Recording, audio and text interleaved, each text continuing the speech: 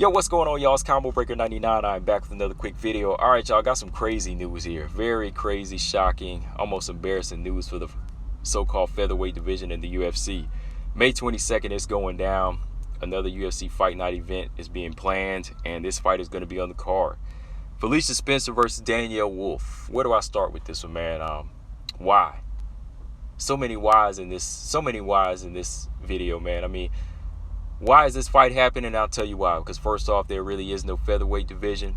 They really wasted time with bringing in featherweights, but not building up a stable division. So now you get embarrassing matchups like this. Let's be honest. Like, it's no knock to Felicia Spencer, of course, but it's also no knock to Danyelle Wolf. I mean, she's not a fighter that's ready for this, but it's matchmakers and Dana White saying she's ready for this, so she is going to take that opportunity, whether it's bad or good for her. She's going to say, oh, well, look, this is my chance to get into the UFC. So she's blinded by that type of offer, so she's going to jump right into it. So it should be on the matchmakers and Dana White to say, oh, this girl ain't UFC ready, get her out of here, let her build her record up. But instead, they let an 0-0 fighter come to the Contender Series, compete, not win in a lot of people's opinion, but get a gift decision, and then give her a contract. Not look good, and you still give her a contract. And now you're going to put her in there with one of the toughest featherweights in the UFC right now. We're talking about Felicia Spencer, former Invicta champion. Beat everybody in Invicta. Face some of the top UFC fighters. Cyborg, featherweight champion.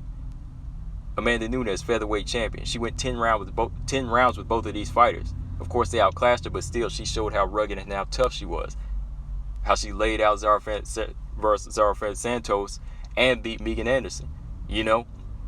Fighters that would give Danyelle Wolf trouble.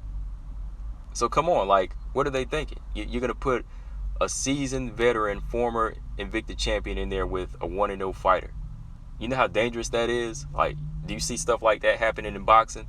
Granted, like Vasyl Lomachenko, he had like a very, very extensive amateur background where he had like almost 500 amateur fights, and then he went into like a championship fight into like his third or fourth fight in, but he had a lot to stand on. That's boxing. Danyelle Wolf has an extensive boxing background, but she really has no MMA experience, no professional MMA experience. So this is very dangerous. Like, why would you do this? And it's not going to be a soft touch. Look at the type of style that Felicia Spencer brings to the table, which I'll probably talk about in the live stream tonight. Look at that type of style. That spells hell for somebody like Danyelle Wolf. You could really wreck a girl's career like that. You could really mess up her chance to be a solid prospect and a solid contender. You put her in there with a former champion like that, And, Danyelle Wolf's not going to be looking at the 1-0. She's not going to be looking at, oh, this is a sparring session or like a go-easy exhibition fight for this fighter on the come-up. No, she's going to go in there and thrash the hype train. She's going to go in there and beat the hell out of the hype train. She might get a worse beating. She probably will get a worse beating than Megan Anderson, So, matchmakers, they got to think of these type of things. You don't put a 1-0 boxer in there with a 14-0 heavyweight, welterweight champion or whatever. You just don't do that. That's dangerous. Again, like I said, if you look at it from that physical point, like, there's just so many things that could happen in here where Felicia could just go in there, beat her for 3 rounds, and boom, Danyelle Wolf just loses something. She could lose the courage. She could lose that trigger to go in there and fight again. She could just lose something physically. Anything could happen. Anything could happen. Granted, Danyelle Wolf's a big girl and she has the size, but she doesn't have the experience, the type of attack or the type of technique to go in there against a fighter that's experienced like Felicia Spencer. So who the hell's idea was this to make this a fight? Come on, let's be real. I think it's kind of disrespectful to Felicia Spencer, actually, because, Felicia Spencer should be in there fighting some top-level contenders. She should be fighting somebody Macy Chase on, who should be a featherweight.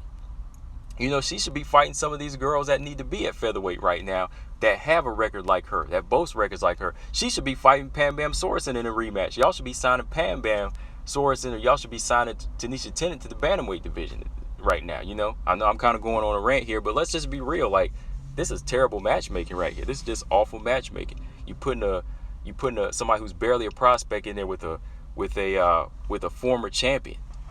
I don't know what they're thinking here. They're trying to push Danyelle Wolf as this hype thing, but you could do a lot of damage to her when you think of it on that side. You know, when you really think about it, you could do damage to her.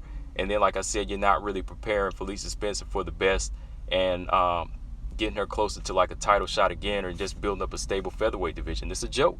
Because for real, if this was a featherweight, if y'all had a featherweight division with the top 15, let's be real, Felicia Spencer would probably be number 2 or 3 right now, or number 1 or number 2 under Amanda Nunes, and Danyelle Wolf would be unranked.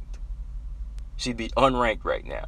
Because if that was the case, fighters like Manon Fiorot, Miranda Maverick, they should already be somewhere in the top 10 then, if you want to do that. You know, if you want to put together BS rankings like this, even for the featherweight division, you know, or not even have a featherweight division. But yeah, man, that's my thoughts. Like I said, this is a terrible matchup. Very dangerous fight for somebody like Danyelle Wolf, who's 1-0.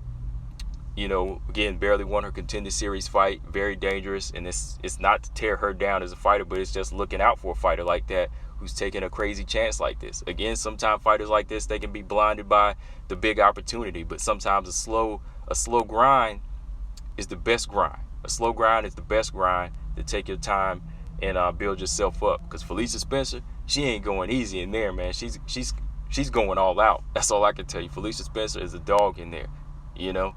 But shout out to Felicia Spencer. I hope the best for Danyelle Wolf going into this fight. You know, I don't want to see her get damaged too bad. But yeah, man, let me know, guys, what y'all think of this fight. Combo Breaker 99. I'm out. Subscribe. Peace.